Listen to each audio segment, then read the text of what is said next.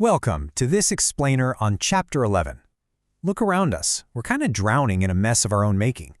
Everyday human activities at the domestic, agricultural, and industrial levels have introduced just a staggering number of pollutants into our air, water, and soil. Untreated chemical toxicants, excess fertilizers, and synthetic pesticides are draining right into our ecosystems, threatening life at literally every single level. But nature actually has a counterattack. Today, we're unpacking the fascinating science of bioremediation, and we're going to meet the microscopic heroes that clean up our absolute biggest messes. To really appreciate where this whole field is at today, we actually need to rewind to a massive breakthrough. Meet Ananda M. Chakrabarty, an incredible Indian-American microbiologist. Back in 1971, he engineered a multi-plasmid strain of Pseudomonas bacteria that could, quite literally, use oil as a nutrient. It digested the harsh hydrocarbons found in catastrophic oil spills. But the thing is, he didn't just engineer a microbe, he triggered a landmark Supreme Court case. In 1980, Diamond versus Chakrabarty resulted in the historic first patent for a living, genetically engineered organism. It completely laid the groundwork for modern environmental biotechnology. So, what exactly are we talking about here when we say bioremediation? Well, it's right there in the name.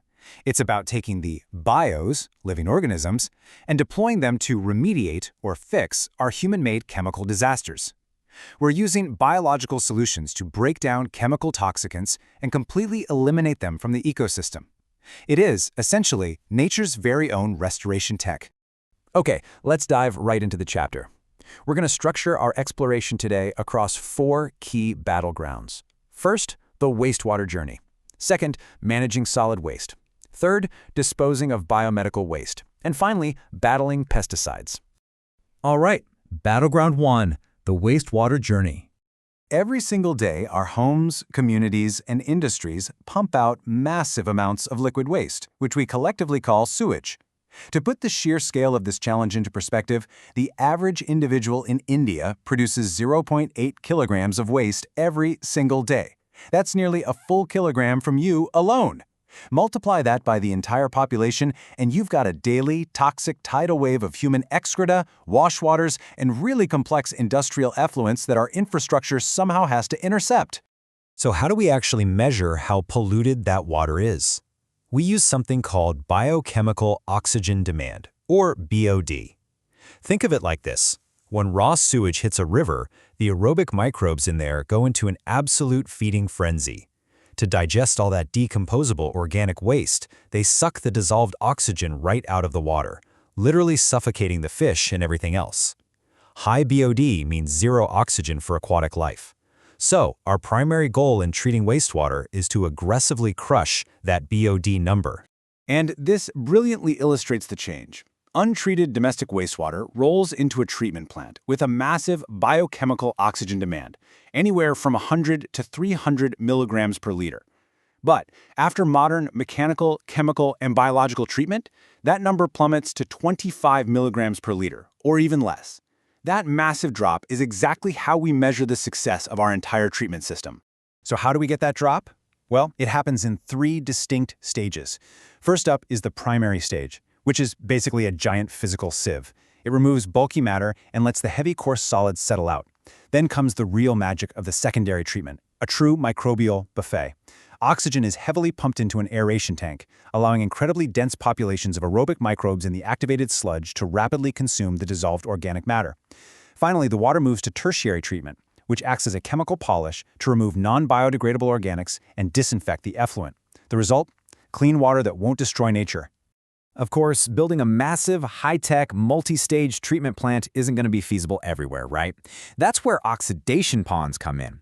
These are shallow lagoons that rely entirely on wind action and the oxygen produced by algal photosynthesis. That's what supplies the aerobic microbes with exactly what they need to digest the waste.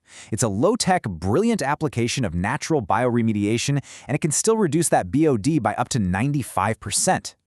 Moving on to Battleground 2, managing solid waste. Solid waste is basically everything from your household trash to agricultural debris. And if we just leave it unmanaged in open dumps, the risks are immediate and, honestly, they're deadly. These dumps provide the absolutely perfect breeding sites for dangerous disease vectors. For example, solid waste environments beautifully support Aedes mosquitoes, which are the ones that transmit dengue and yellow fever. Similarly, they can harbor Anopheles mosquitoes, which are the primary transmitters of malaria.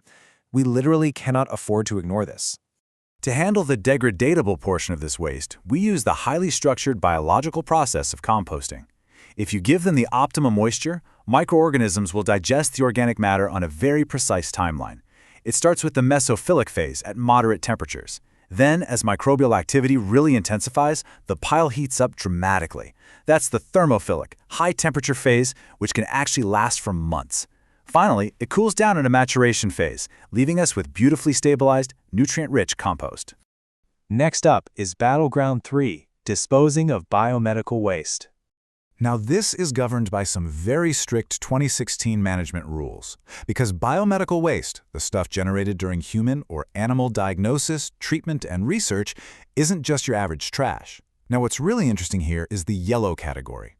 It's strictly reserved for highly hazardous materials, anatomical waste like tissues and organs, soiled cotton contaminated with blood, discarded powerful antibiotics, and even harsh chemical disinfectants. Mismanaging these could lead to severe biohazards. That is exactly why precise, color-coded sorting is absolutely critical.